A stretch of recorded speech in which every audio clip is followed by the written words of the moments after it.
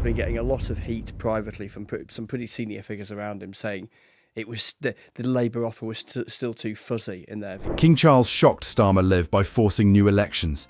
King Charles just stunned Britain by forcing new elections, something no monarch has dared in modern times. And as he did, Starmer was blindsided live, left scrambling in front of the nation. Because right now, as you're hearing this, Westminster is on fire because power shaken, politics shattered, and the monarchy rewriting the rules in real time. 5.2 million Britons just did something no one thought possible. And in the middle of it all, King Charles walked straight into the fire. Live, on camera, the monarch who was never supposed to touch politics locked eyes with Prime Minister Keir Starmer. The silence was suffocating. The air crackled, and then history broke in half. A king in 2025 stepped over the line and forced the nation into elections. Never in modern Britain had the crown looked so dangerous, so powerful, so raw. The monarchy wasn't waving from balconies anymore. It was throwing itself into the battlefield of democracy. There are moments in politics that feel like fiction, yet this one unfolded live in front of millions. King Charles, the monarch meant to remain above politics, suddenly became the central actor. The cameras caught every flicker, every glare, every breath between him and Starmer. And then came the shock. The monarch of a constitutional system crossing the invisible line. Was this a royal coup dressed in ceremony, or the last desperate act to keep the country from collapse? For ordinary Britons at home, it was a war between tradition and democracy, and the entire political order hung by a thread. To understand the explosion, you need to see the cracks that came first. Approval ratings for the government weren't just bad, they were annihilated, collapsing to 18%, the lowest ever in British history. Public trust was shredded. 73% of citizens said outright the government had no legitimacy. And this wasn't just hashtags and pub gossip anymore. It spilled into the streets. Protests didn't stop at Downing Street. They marched on Buckingham Palace. Yes, the monarchy itself was dragged into the storm. "Give us our democracy back," thundered through London, rattling Parliament and the palace walls alike. Markets spiraled in real time. The pound slid. Investors bolted. Foreign allies whispered, "Has Britain lost control?" The United Kingdom looked less like a global power and more like a failing state stumbling into its worst constitutional crisis in 2 centuries. The government was collapsing under the weight of distrust, but the real earthquake didn't come from Parliament. It came from the people. What began as a simple online petition demanding immediate elections quickly transformed into a tidal wave of anger and defiance, surging far beyond anyone's expectations. Within 24 hours, the petition had already gained 100,000 signatures. By the 48-hour mark, it had ballooned to 500,000, and by the end of the week, the numbers were staggering, 5.2 million. That was more than the entire populations of Scotland and Wales combined. A figure so overwhelming it sent shockwaves through every corner of Britain's political landscape. This wasn't just a petition anymore. It was a roar from the people, a demand for change too loud to ignore. But here's the kicker. These weren't just clicktivists. These were retirees who'd never marched before. Nurses are worn down by broken hospitals. Students are drowning in debt. Small business owners are crushed by inflation. Social media erupted into a parallel parliament. TikTok live streams ran like town halls. YouTube videos with titles like "Britain Betrayed" exploded. Instagram reels became campaign posters.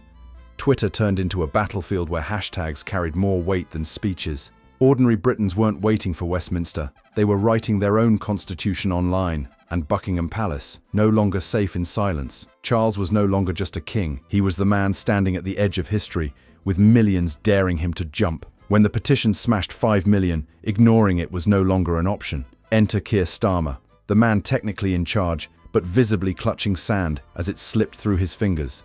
Labour had just been humiliated in the 2025 local elections, and it wasn't a stumble, it was a bloodbath. The party bled 187 council seats, leaving Starmer's leadership looking weaker than ever. But Labour wasn't the only casualty of the night. The Conservatives collapsed even harder, cratering with a staggering loss of 674 seats, a defeat that stripped them of what little grip they had left on local power. And then came the shockwave. Reform UK, once dismissed as an outsider movement, surged forward with unstoppable momentum, seizing 677 seats. It was more than a win. It was a statement. Voters weren't just rejecting the old establishment, they were replacing it. The message was brutal and clear. Britain wasn't done with one party. It was done with all of them. The message was brutal. People weren't just done with one party, they were done with all of them. And Starmer?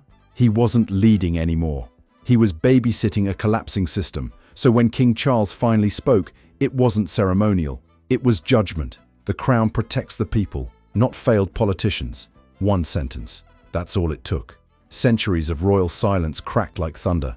TikTok replayed it millions of times. BBC panels dissected every syllable. Hashtags like "Your Royal Rebellion" and "Just King vs Starmer" trended worldwide. The monarchy had gone from ceremonial to revolutionary overnight. Small businesses already strangled by inflation snapped. 71% of owners demanded elections, saying chaos made survival impossible. Banks whispered, "London isn't safe anymore." This wasn't abstract politics. It was food, rent, paychecks, survival. To grasp the scale, rewind to 1834. King William IV dismissed a government. That was the last time. For nearly 200 years, nothing. Silence, neutrality, smiles and balcony waves, until Charles, 2025. Historians called it seismic. The monarchy that had survived by restraint suddenly bulldozed its own boundaries. Constitutional lawyers tore each other apart. Was this a coup? A rescue? No one knew. Britain was flying blind, with no precedent, no anchor. The world noticed. Germany and France demanded Britain restore stability. Translation: get your house in order before you drag us down. Macron even cancelled a state visit, a diplomatic slap. The White House warned Britain to respect democratic institutions. NATO whispered panic. If the UK imploded, what happened to Ukraine? To Europe's defense? This wasn't Charles versus Starmer anymore. It was Britain's democracy unraveling live on the world stage. For 2 days, Britain looked like a Netflix drama. Starmer refused elections, sneering it was mob rule. Translation: the people want it, but I'm not giving it.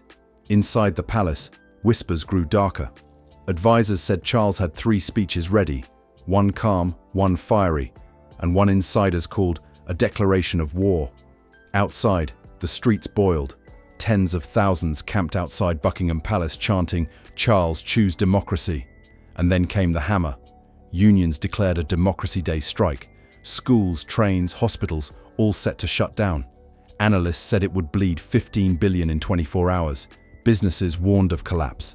Supermarket shelves were emptying, commuters were stranded, and parents prepared for classrooms to go dark. This wasn't protest anymore, it was paralysis. The countdown was ticking. Every hour the pressure mounted. Either the king would act, or the streets would. And history has one brutal rule. When the people move faster than politicians, someone always loses their crown. And here's the twist. Charles never legally forced elections. He couldn't. Only the Prime Minister can dissolve Parliament. So what happened? Optics, timing, rage. Charles broke neutrality with a public rebuke, and the media framed it as him forcing elections. And the public believed it. In politics, perception is power. For millions, Charles wasn't ceremonial anymore. He was the man who stood when politics collapsed. A disruptor, not a ribbon cutter. The question wasn't, did Charles cross the line? It was, who's really in charge here? Democracy rests with politicians, not kings. But the monarchy's innocence? Gone. Parliament fractured. Protests swelling. Social media split between God save the king and end the monarchy. This wasn't just politics.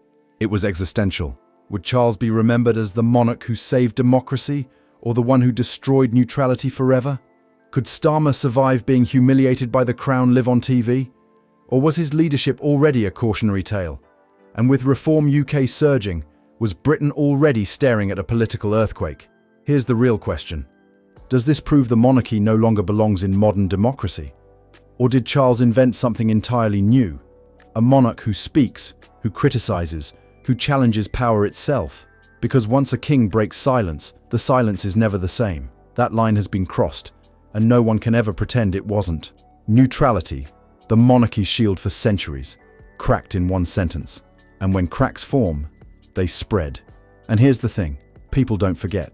History has no reset button. The next time Britain finds itself spiraling into crisis, The crowd won't be chanting for Parliament.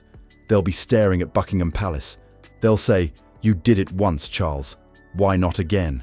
That's the new expectation, dangerous or not. The monarchy, once seen as the ornamental crown atop a functioning democracy, is suddenly a fallback option when democracy itself seems broken. And that changes everything. So, what happens now? Does Charles rewrite the monarchy's role for a new age, stepping into a position no modern king has dared to hold? Or does he risk dragging the institution straight into the mud of politics, forever stained, forever partisan? Should he have stayed silent, smiling on balconies, waving to crowds, cutting ribbons at hospitals?